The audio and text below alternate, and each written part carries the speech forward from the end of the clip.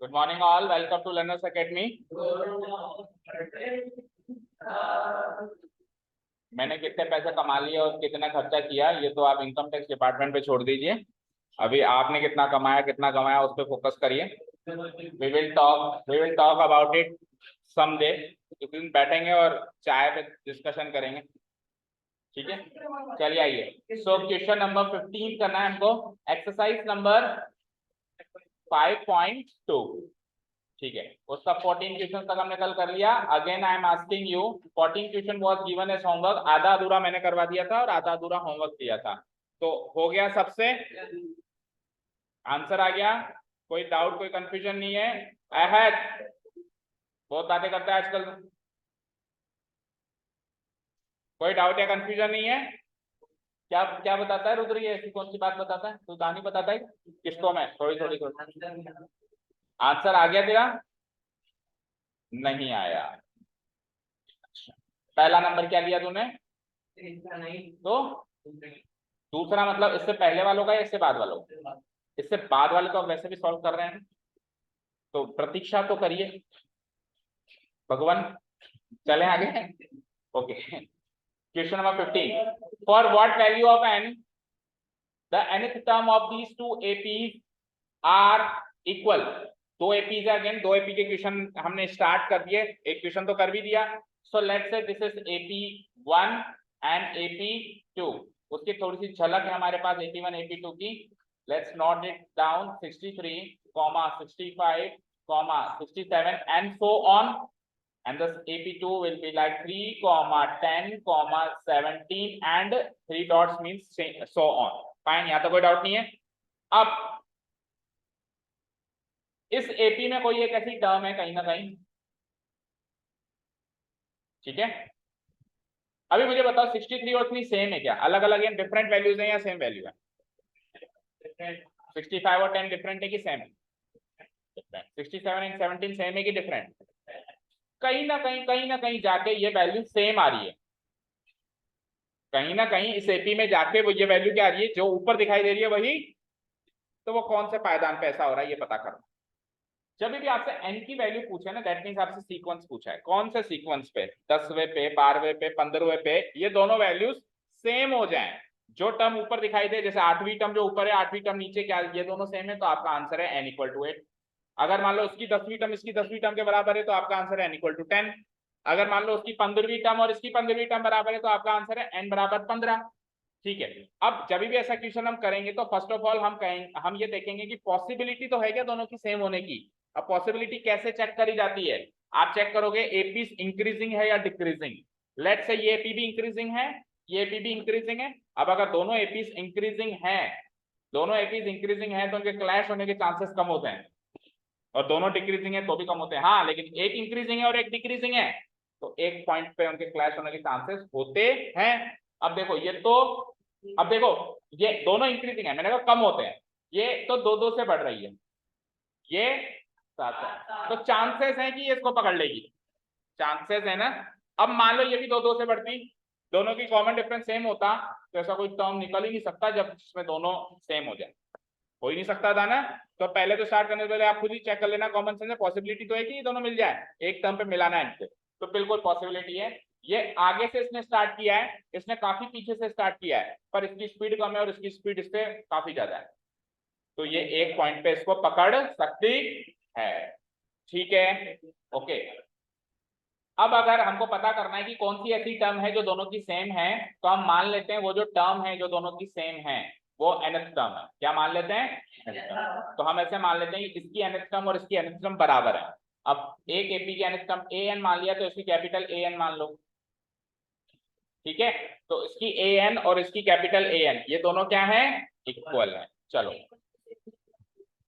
देखो उसकी value equal है, उसकी वैल्यू, इसकी वैल्यू जैसे 10 आएगी, इसकी वैल्यू जैसे 20 आएगी, वो वैल्यू इक्वल है। अब अगर मैंने इसको सेम सेम रख दिया तो इसका मतलब ये हो गया कि दोनों की कॉमन डिफरेंस, दोनों की फर्स्ट टर्म बराबर है। ए एन बराबर ए एन रख दिया ना, तो फिर इसकी एक्सपेंडेड फॉर्म भी ए और डी में होगी, इसकी एक्सपेंडेड फॉर्म भी ए और डी में होगी, तो मीनिंग ये निकल के आएगा कि दोनों की फर्स्ट टर्म बराबर है, दोनों की कॉमन डिफरेंस बराबर है, जो कि नहीं है। दोनों की फर्स्ट टर्म भी अलग है, दोनों की कॉमन डिफरेंस भी अलग है, तो नोटेशन भी डिफरेंट होना चाहिए। इसकी वैल्यू बराबर है तो हम ए एन और कैपिटल एन को बराबर रख देंगे। समझ आया? ओके। तो पहली वाली एपी के एट्रीब्यूट्स की बात करें तो हर एक एपी में दो एट्रीब्यूट्स होते हैं, ए एंड डी होते हैं। तो इस एपी का ए बता दो फटाफट से, 63, और कॉमन डिफरेंस बता दो 65 माइनस 63, दैट गिव्स मी 2। कोई डाउट? और इस एपी के एट्रीब्यूट्स की बात करें तो capital A and capital D, क्योंकि इसकी nth टर्म को कैपिटल ए एन माना है, तो कैपिटल ए की वैल्यू 3 और कैपिटल डी की वैल्यू 10 माइनस 3 गिव्स मी 7। बोलो यहाँ तक कोई डाउट है क्या? नो। ये पहली एपी के एट्रीब्यूट्स हैं और ये दूसरी। नाउ अब ए एन और ए एन बराबर है ना? बोलो। इवन डाल दूंगा मैं। Now small A N is equal to capital A N, सामने डाल दो given for some value of N, ऐसे लिखो। Now for some value of N, N की किसी एक वैल्यू के लिए, for some value of N, A N equal to A N है, ऐसा क्वेश्चन कहता है। A N equal to capital A N है and this is given, this is given. So what we will do, we will expand both the terms and find the value of N. तो जब मैं इसको expand करूंगा तो यहाँ से expand कर रहा हूँ, देखो क्या मिलेगा, A plus N minus 1 times D, और जब मैं कैपिटल एन को एक्सपेंड करूंगा तो टेल मी क्या मिलेगा, capital A plus N minus 1 times capital D. अब इधर भी ए और डी की वैल्यू है, इधर भी ए और डी की वैल्यू है, दोनों जगह चारों वैल्यू पुटअप कर दें तो एन की वैल्यू आ जाएगी। बोलो चलो, just put the values and find the answer. Small a is equal to 63 plus n minus 1 times, n minus 1 times small d is 2, so multiplied by 2. And what is capital A? 3 plus n minus 1 times capital D. So what is capital D? 7. Okay, let's solve it on the either side of the equal signs. LHS alag and RHS alag कर दो। तो 63 plus 2 into n, 2 into minus 1, इधर आओ, 3 plus 7 into n, और 7 into minus 1 minus 7। कैसे energy low हो रही है सुबह सुबह ही? 63 minus 2 is plus 2n and 3 minus 7 is minus 4 plus 7n। तो 2n को इधर भेज दो तो 7n minus 2n, और minus 4 को इधर भेज दो 61 plus 4, 61 plus 4, fine। So it is like 65 equal to 5n. So it is like n equal to 65 by 5 gives me 13. Match the answer. Hence the required value of n is 13. Closing statement. Meaning क्या हुआ इसका कि दोनों की 13वीं term बराबर निकलेगी। अब 13वीं term ज्यादा दूर भी नहीं है तो हम क्रॉस वेरीफाई भी करेंगे कि देखते हैं दोनों की 13वीं टर्म है ना, 13वीं टर्म पे ये एपी उसको पकड़ लेगी, तो हम क्रॉस वेरीफाई भी करके देखते हैं कि 13वीं टर्म पे ये इसको पकड़ती है या नहीं। अब मान लो n की वैल्यू बहुत बड़ी निकलती 213, तो 213 तक तो नहीं बना के देखते, लेकिन उधर भी चेक कर सकते हो आप, डायरेक्ट 213वीं टर्म भी तो निकाल सकते हो दोनों की। आप डायरेक्ट जरूरी थोड़ा ना कि 13वीं टर्म के लिए आपको ऐसा जरूरी थोड़ा है कि पहली दूसरी तीसरी सारी 12 टर्म्स निकाल के जाना, आप डायरेक्ट इसकी भी 13वीं टर्म और डायरेक्ट उसकी भी 13वीं टर्म निकाल सकते हो, बट क्योंकि 13 ही है तो इस बार तो मैं पूरी एपी बना के बताता हूँ, ठीक है।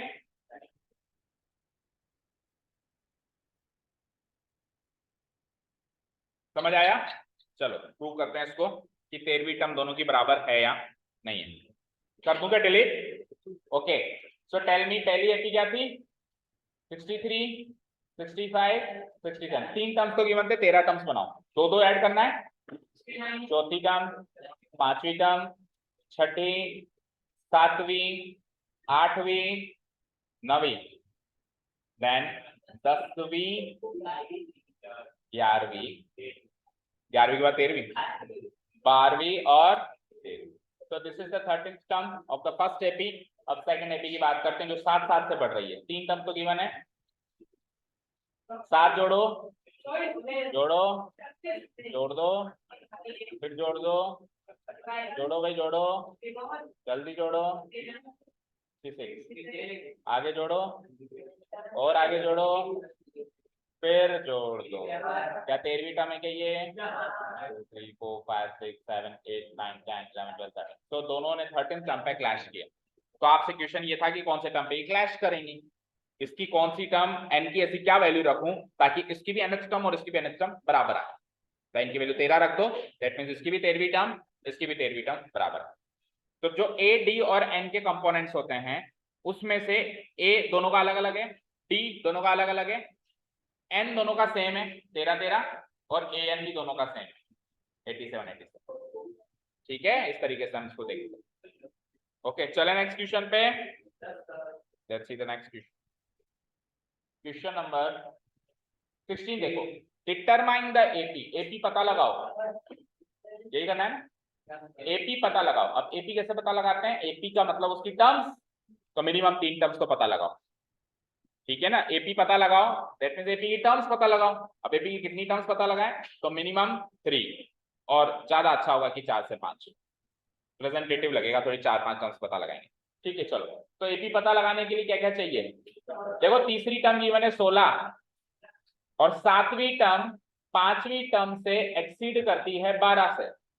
वैसे क्वेश्चन किया था हमने एक्सीड वाला, एक्सीड की जगह बराबर का चिन्ह लगा देते हैं और बाई की जगह प्लस लगा देते हैं, हो गया काम। क्या 7वीं टर्म 5वीं टर्म से 12 ज्यादा है तो 12 जुड़ेगा उसमें, ठीक है ना। चलो थर्ड टर्म इज 16 को हम लिख सकते हैं a3 बराबर 16, यस और नो, a3 इक्वल टू 16, तो इजी क्वेश्चन है ये तो काफी, a3 इक्वल टू 16 और 7th टर्म को a7 इस एक्सीड की जगह इक्वल टू का साइन लगाना ही है, 5th टर्म को 5 लिखना ही है, बाई की जगह प्लस लगाना ही है 12।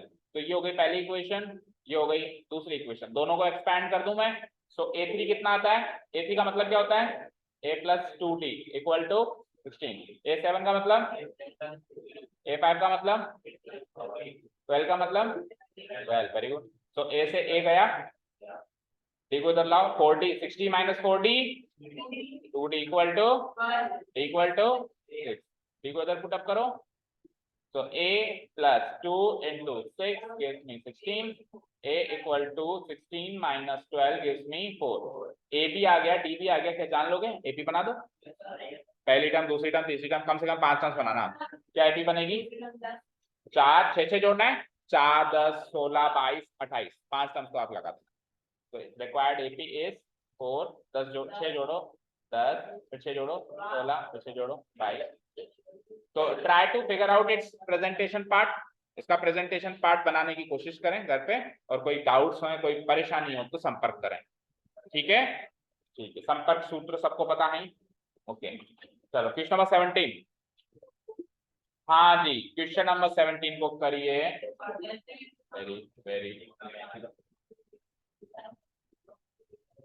ये इंपॉर्टेंट तो है पर ये यहाँ पे कॉन्सेप्ट नया है, कॉन्सेप्ट ही नया है, मतलब क्या कहूँ मैं इसको भाई, एंटायर डिफरेंट फेज में जाने वाले हैं हम इस क्वेश्चन में, है ना, तो उस लिहाज से इंपॉर्टेंट, जब भी कोई नई चीज सीखते हैं हर चीज को ऐसा मत देखा करो कि एग्जामिनेशन पॉइंट ऑफ व्यू से इंपॉर्टेंट है, यानी एग्जामिनेशन पॉइंट ऑफ व्यू से भी इंपॉर्टेंट है पर इतना ज्यादा नहीं है कि ये तो आएगा ही आएगा, ऐसा नहीं कह सकता मैं, पर यह है कि आपकी अंडरस्टैंडिंग पॉइंट ऑफ व्यू से, आपकी समझ के हिसाब से बहुत जरूरी क्वेश्चन है जो आपको आना चाहिए। क्वेश्चन पढ़ते हैं, find the 20th term from the last of this AP।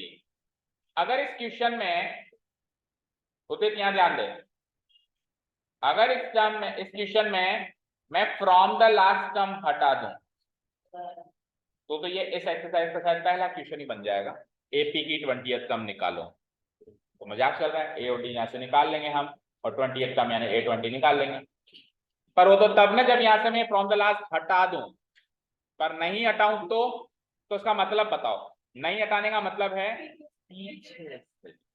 पीछे से 20वीं टर्म पता करो, आगे से नहीं। तो सर अब तक कहाँ गिवन था कि आगे से करो, तो जब कुछ नहीं गिवन है तो बाय डिफॉल्ट आगे से, मैंने कहा तेरी रैंक कितनी बनी है तो आप आगे से ही बताओगे या पीछे से बताओगे, भाई बाय डिफॉल्ट मैंने पूछा तो ना कि पीछे से बता, तो आप रैंक आगे से ही बताओगे ना, तीसरी रैंक चौथी रैंक 5वीं रैंक, आपको फर्स्ट रैंक बनी सर नीचे से, तो ये बात तो पहले बताना, तो भाई नीचे से या पीछे से, समझ गए है, क्लियर है। सो जब इट इज नॉट गिवन तो बाय डिफॉल्ट अंडरस्टूड होता है आगे से, और अगर पीछे से गिवन है तो फिर पीछे से वाले फेज में जाना पड़ेगा, ओके डन, यहाँ तक क्लियर है। अब इसको करने की दो अप्रोचेस है, न्यू स्टूडेंट्स कृपया ध्यान दें, दो अप्रोचेस और दोनों अप्रोचेस वैलिड हैं फॉर द एग्जामिनेशन। पहली अप्रोच ये है, सुनना ध्यान से क्या कहने वाला हूं। पहली अप्रोच ये है, सुन लो भाई, पहली अप्रोच ये है कि जो टर्म पीछे से 20वीं है वो टर्म आगे से कितनी है ये पता कर लो। फिर से सुनो, जो टर्म पीछे से 20वें पायदान पर है वो टर्म आगे से किस पायदान पर है ये पता कर लो।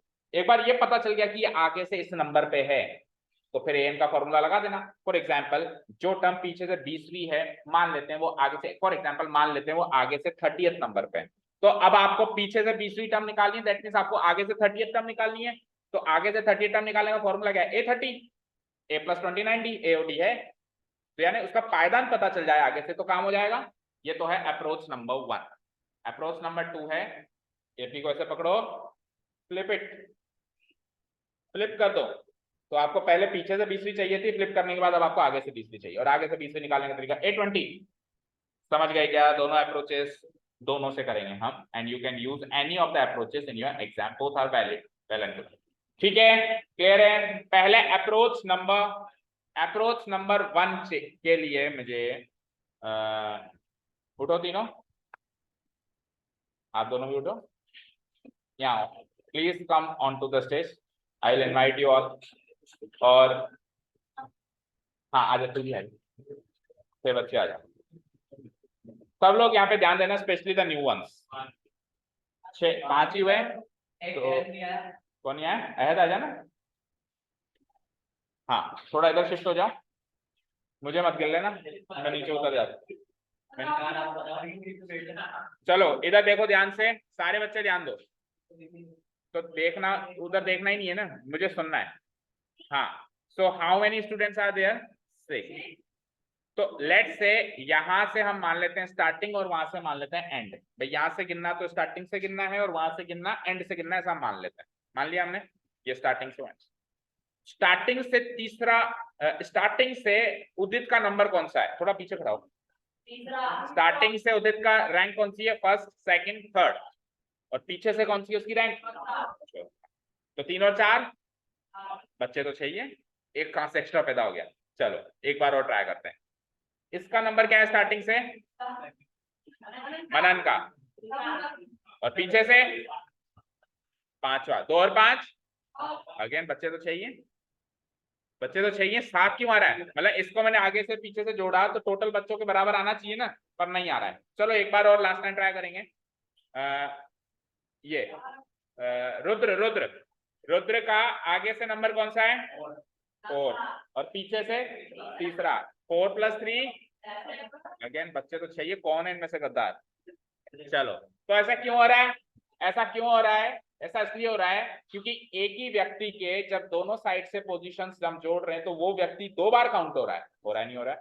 जैसे इधर से तीसरा तो 3 बच्चों में वो काउंट हो गया, उधर से चौथा तो 4 बच्चों में भी वो काउंट हो गया, तो वो बच्चा 2 बार काउंट हो गया, इसीलिए एक ज्यादा आ रहा है। ठीक है, ये तो हमारी कॉमन सेंस हो गई। द पॉइंट इज कि अगर एक ही व्यक्ति की आगे से और पीछे से पोजीशन गिवन हो तो टोटल कैसे निकाले? दोनों को जोड़ के -1 कर दो। जैसे किसी ने कहा कि ये कितने बच्चे हैं और मुझे एक ही व्यक्ति की दोनों तरफ से पोजीशन पता है, लेट्स से उदित की मैंने यहाँ से और यहाँ से पोजीशन पता है 3 और 4, थर्ड एंड फोर्थ, इधर से थर्ड इधर से फोर्थ, तो एक ही व्यक्ति की दोनों तरफ की पोजीशन को एड अप कर दूंगा, 3 + 4 7 आ जाएगा। और मुझे पता है उदित 2 बार काउंट हुआ है तो मैं -1 अपने हिसाब से कर दूंगा, तो 7 - 1 टोटल नंबर ऑफ स्टूडेंट्स कितने हो गए? 6। ये क्लियर है? पर सर सवाल तो ये था कि अगर पीछे से पोजीशन पता हो तो आगे से कैसे निकालें? सवाल टोटल निकालने का थोड़ी ना था।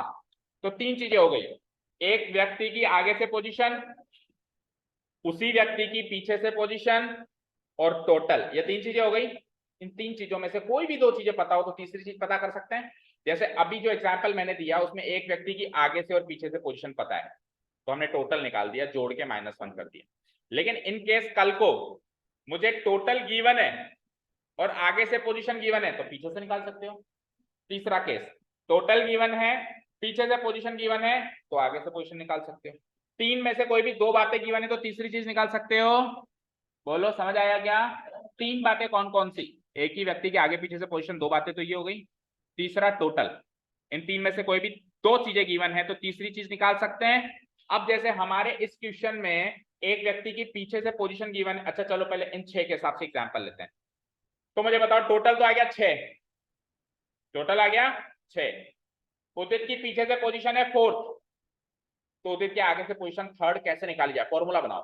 टोटल गिवन है 6, पीछे से पोजीशन है 4, तो 6 - 4 तो 2 होता है, लेकिन इसकी तो 3rd पोजीशन है, दैट मींस +1 करना पड़ेगा, दैट मींस +1। चलो एक एग्जांपल पे और ट्राई करते हैं, एक एग्जांपल मनन पे ट्राई करते हैं।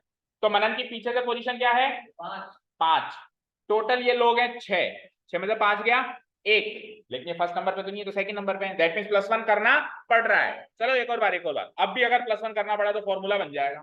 अब भी अगर +1 करना पड़ा तो फॉर्मूला बन जाएगा कि टोटल में से जो उसकी पीछे से पोजीशन है वो घटा दो और +1 कर दो, तो उसके आगे से पोजीशन पता चल जाती है, राइट। आरव, तो आरव की पीछे से पोजीशन 6, टोटल भी 6, 6 - 6 0, +1 किया तो फर्स्ट नंबर पे आया ये।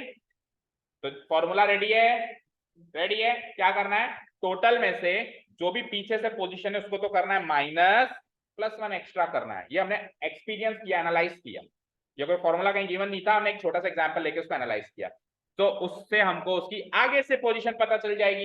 एक बार किसी भी टर्म की आगे से पोजीशन पता चल गई तो उसके बाद तो क्या है, फटाफट हम वही टर्म निकाल लेंगे। चलो भाई बैठो, थैंक यू ऑल।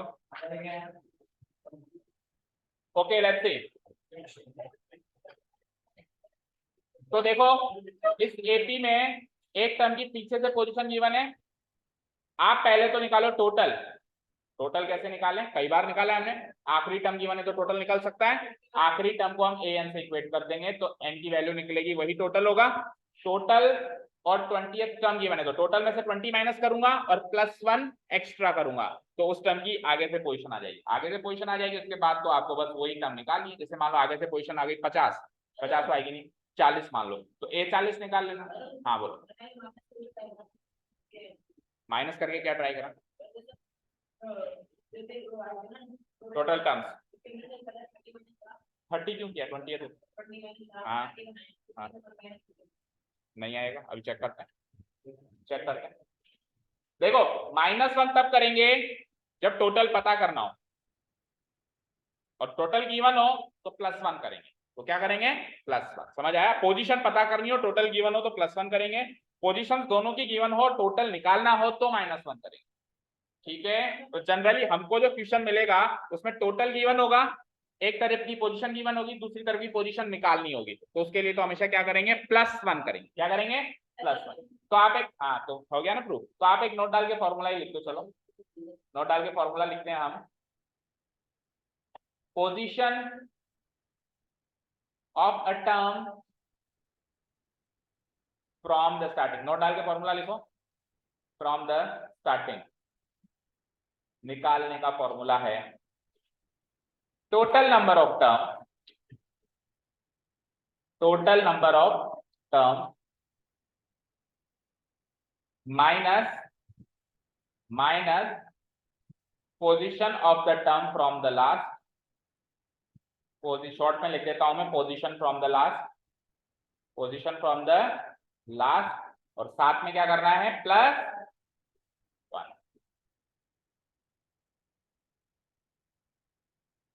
डन। कुछ भी ना समझ आया तो ये फॉर्मूला रट जाना भैया, उससे तो हो ही जाना है काम।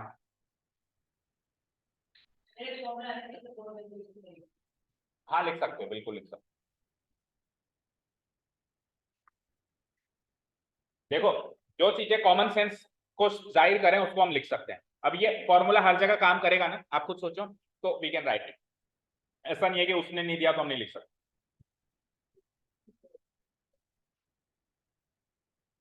क्या है जैसे, तो देखो sin 120 हमारे कोर्स के आगे का काम है, ये कोई ऐसी चीज नहीं है जो हमको 11 12 में आएगी, ये तो कॉमन सेंस है, ये तो एक 5th 6th क्लास के बच्चे को भी समझाएं तो समझ जाएगा। ठीक है, और वैसे एग्जैक्टली ये चीज तो कभी आएगी नहीं, सब सिलेबस में तो कभी आएगी नहीं ना, ये तो रियल लाइफ सिचुएशंस पे बेस्ड कुछ फैक्ट्स हैं। ठीक है, तो इसीलिए इसको लिख सकते हैं, उसको नहीं लिख सकते।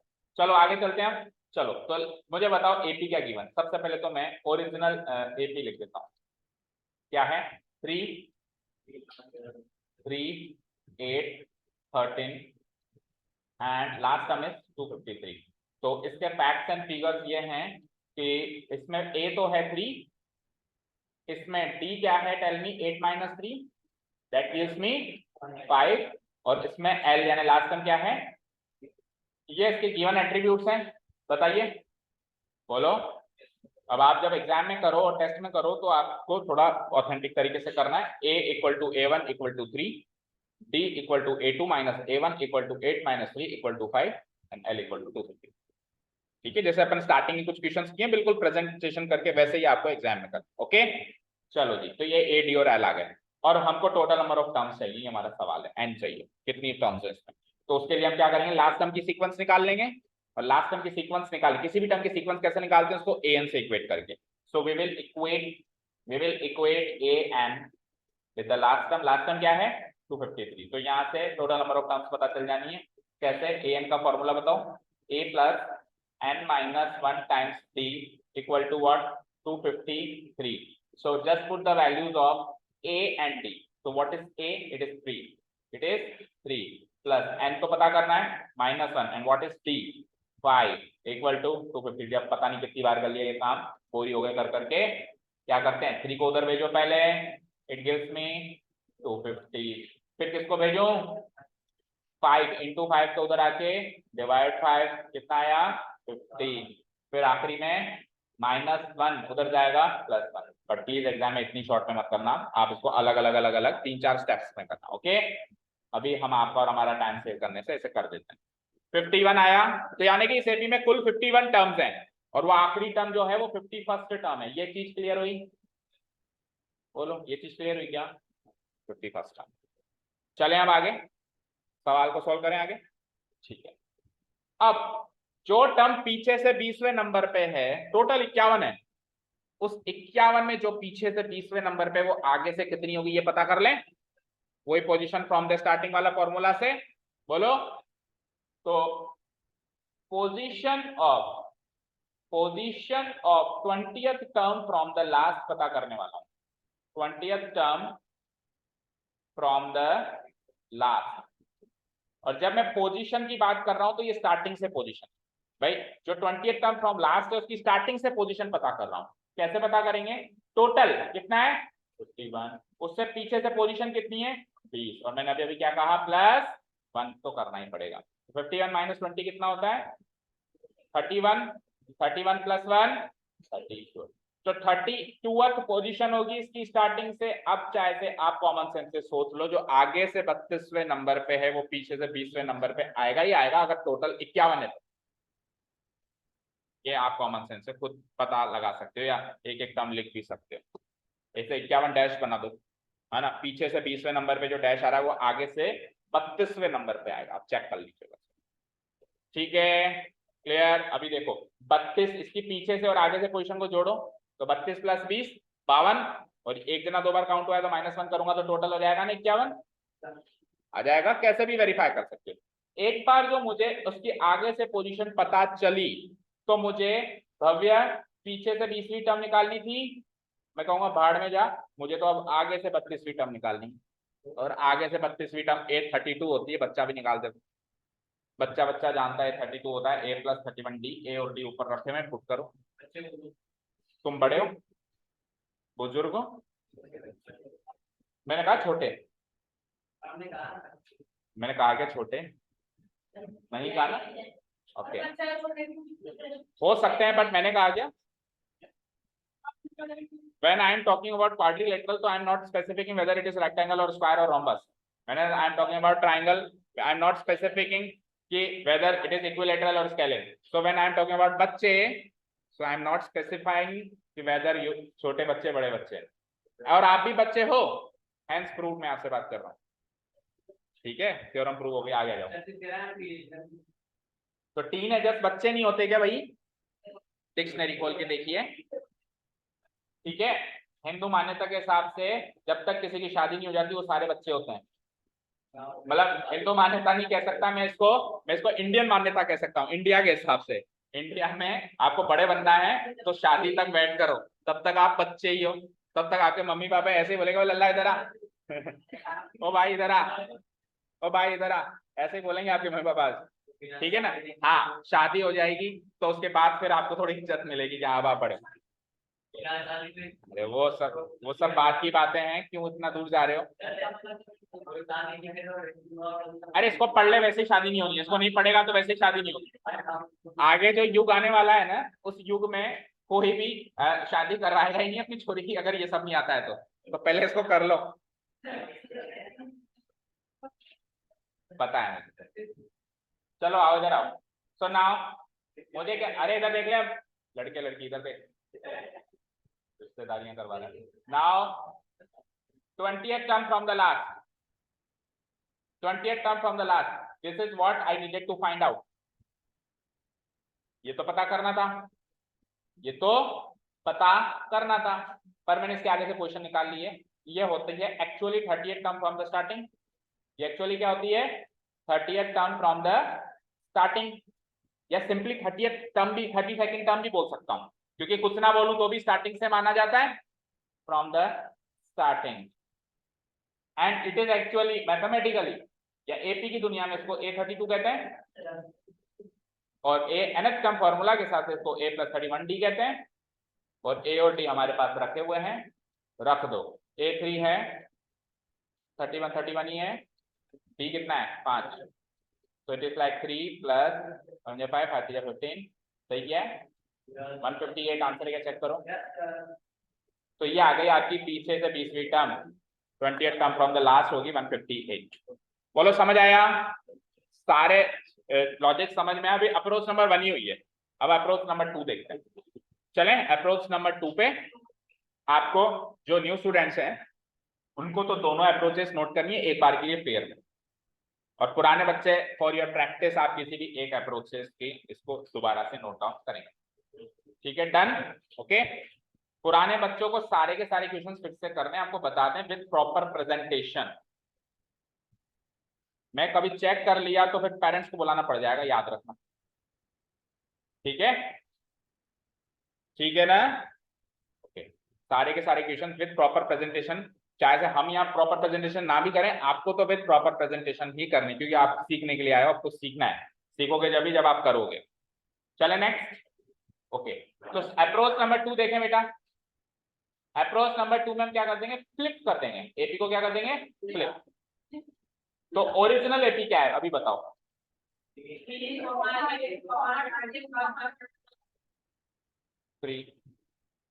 8, 13, डॉट। अच्छा, इस बात से ये चीज तो सबको जाहिर हो गई ना, या सबने सोच ली होगी इतना तो, कि पीछे से टर्म तभी पूछेगा जब आखिरी टर्म दी होगी। अगर मैं यहाँ पे 253 दूं ही ना, तो मैं अधिकार नहीं रखता हूँ पीछे से 20वीं टर्म पूछने का, क्योंकि पीछे से 20वीं टर्म निकालूं कैसे जब आखिरी टर्म ही नहीं पता, आखिरी टर्म नहीं पता, टोटल नहीं पता। मैंने कहा इस क्लास में पता नहीं कितने बच्चे हैं, तो पीछे से 20वें नंबर पर रोल नंबर बताओ, तो ये तो बताओ कितने बच्चे हैं, तभी तो एक पॉइंट तो मिले स्टार्ट करने के लिए पीछे से। ठीक है, तो आखिरी टर्म जब तक गिवन नहीं होगी तब तक कोई अधिकार नहीं है उसको पीछे से टर्म पूछने का, दे दी इसने। चलो जी, ये हो गई ओरिजिनल एपी। अब इसका कन्वर्जन करेंगे हम टू द रिवर्स एपी, या मॉडिफाइड एपी भी लिख सकते हो, रिवर्स या फ्लिप्ड, जो भी वर्ड आप यूज करो चलेगा, रिवर्स्ड एपी। तो जैसे मैं इसको रिवर्स करूंगा तो आप कॉमन सेंस से मुझे बताओ पहली टर्म क्या बनेगी, अब अगली टर्म क्या बनेगी वो सोचना पड़ेगा। तो देखो अभी 5 5 जुड़ रहा है, बोलो 5 जुड़ रहा है, तो यहाँ से यहाँ भी 5 जुड़ के आया होगा, तो अब 5 5 कम होगा, तो 253 में से 5 कम करना, जरा 1 2 3 टर्म्स बनाओ, 248 और 5 कम करो, और ऐसे करते करते अब आखिरी टर्म क्या बनेगी, 3, अब आखिरी टर्म 3 बनेगी। तो ये पता लगा लिया आपने, बोलो। तो ये हमने पता लगा दिया कि अगर इधर +5 हो रहा है तो इधर -5 होगा, होगा। चलो इस पूरी बात को हम थोड़ा मैथमेटिकली लिखते हैं। तो इस एपी में ए क्या है, इस एपी में ए क्या है, पहले भी लिख दिया था, डी क्या है, और एल क्या है। जैसे मैंने मॉडिफाई किया तो उसके एट्रीब्यूट्स को कैपिटल लेटर से ले लो। चलो तो कैपिटल ए क्या आ गया, कैपिटल डी क्या आ गया, और कैपिटल एल क्या आ गया। तो ये चीज तो क्लियर हो गई कि जब अपन एपी को फ्लिप करते हैं तो A becomes L and L becomes A and D becomes the negative of itself, खुद का नेगेटिव हो जाता है। अगर इधर -5 है तो इधर +5 और इधर +5 है तो इधर माइनस, खुद का नेगेटिव कर दो। जैसे मान लो इधर -5 होता तो -5 का नेगेटिव करता तो +5 आता। समझ गए? तो ये तीन चीजें अगर आपने पता कर ली तो अब आपका काम हो गया आसान। ठीक है, इतना समझ आया? इतना समझ आया? अब इस वाली एपी में, ओरिजिनल एपी में आपको पता क्या करना था ये तो बताओ, क्वेश्चन क्या था? 20th term from the last, ये पता करना था आपको। आप मानते हो इसका पीछे से 20वां टर्म, इसका आगे से 20वां टर्म होगा, तो ये एग्जैक्टली इक्वल होगा इस एपी की दुनिया में स्टार्टिंग से 20th टर्म। यस और नो? फ्रॉम द स्टार्टिंग होगा। अब सर मेरे पास मान लेते हैं पीछे से टर्म निकालने का कोई फॉर्मूला नहीं है, बट आपके पास आगे से टर्म निकालने का तो फॉर्मूला है। तो आगे से 30वीं टर्म का मतलब हो गया A20, इसका मतलब A + 19D। अच्छा, कैपिटल A20 क्योंकि इसके एट्रीब्यूट्स आपने कैपिटल A लिए हैं, तो capital A + 19 times capital D। A और D यहां से इस वाले नई एपी के नोट करना, कहीं पुरानी के कर दो। नई एपी के A और D नोट करना। इस वाले क्वेश्चन में फ्लिप करने के बाद सारी चीजें नई एपी की आएंगी, A D जो भी आएगा। पिछले अप्रोच में क्या था, दो A और D निकाली नहीं, एक बार ये A और D निकाला था, हमने बस पोजीशन उल्टी निकाल ली। ठीक है, चलिए। तो कैपिटल A की वैल्यू 253, 19 एज इट इज, और D की वैल्यू 5। इसको सॉल्व करो। 253, 19 5 या 95, इसमें से माइनस करो, 13 में से 5 गए 8 और 24 में से 9 गई 158, तो वहां से भी 158 आया और पिछले क्वेश्चन से भी 158, पिछली अप्रोच से 158।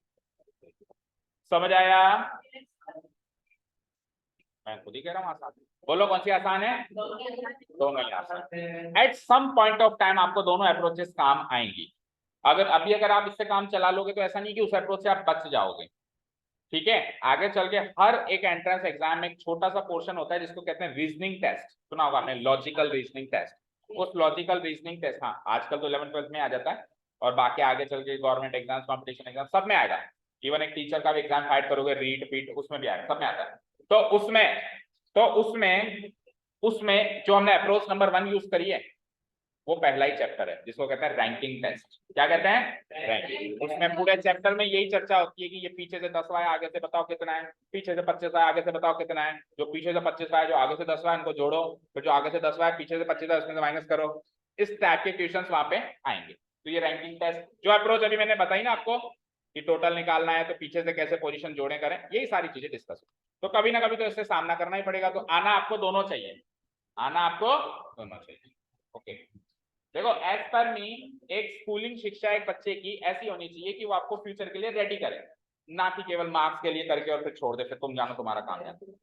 वो मेरी अप्रोच नहीं है कि मेरा काम है तुमको 10th में पास करा देते मार्क्स लाना, उसके बाद तुम जानो तुम्हारी जिंदगी जाने। ये मेरी अप्रोच नहीं है। मेरी अप्रोच ये है कि 10th में थोड़े बहुत मार्क्स कम भी आ जाए तो चलेगा, लेकिन आप फ्यूचर रेडी हो जाओ कॉम्पिटिशन फेस करने के। ओके, चलो टाइम हो गया है, पर एक क्वेश्चन हम खींच लेंगे। 18वां देखो, फिर केवल ये बचेंगे हमारे। और 18वां होमवर्क मार्क करो, बहुत सरल है। सारे नहीं, 19 20 का कल करेंगे। 18वां होमवर्क मार्क करो, मैं एक्सप्लेन कर रहा हूं ओनली, तो चेक करो।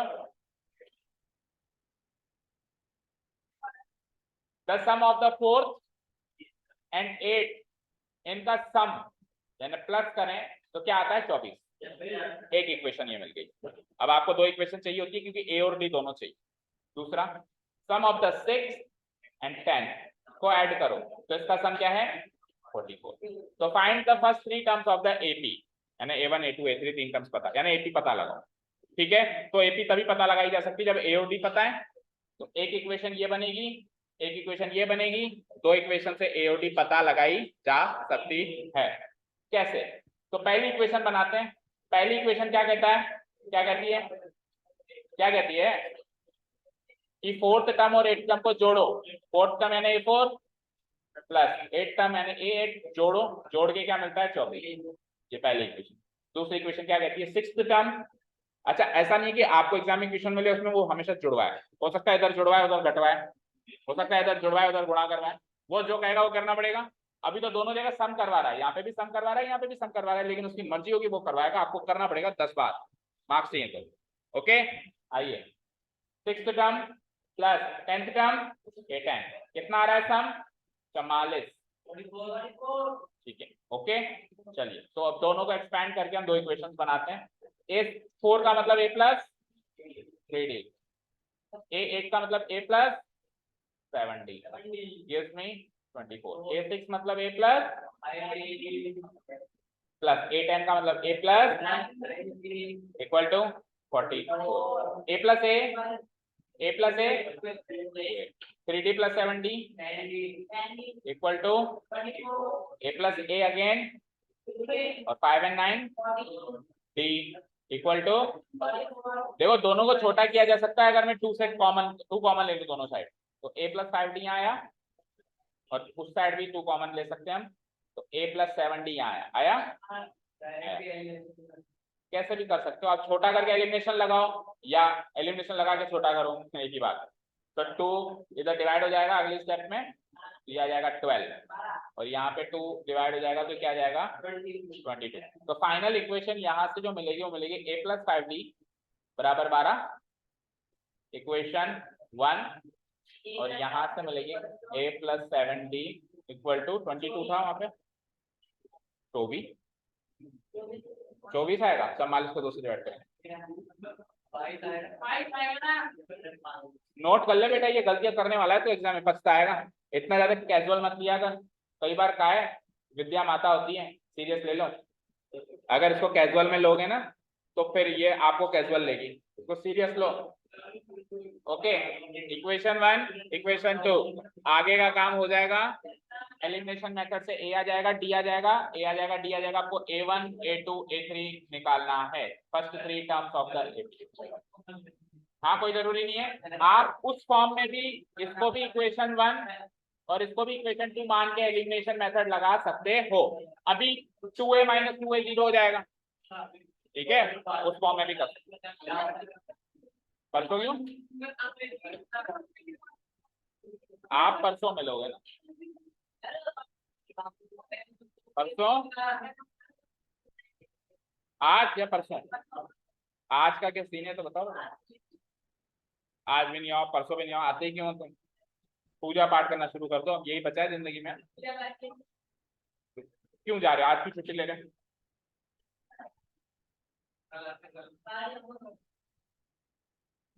बेटा एक स्टूडेंट की सबसे बड़ी पूजा होती है ये, क्लास ही मंदिर है और पढ़ाई पूजा है, ओके। हर लाइफ में हर एक फेज पे एक रोल मिलता है, अभी आपका रोल ये है, वो रोल भी आएगा कभी ना कभी, हम थोड़ा बहुत इन्वॉल्व हो लेकिन पूरा ही घुस जाए उसमें और अपनी मेन पूजा को भूल जाए, वो गलत होता है।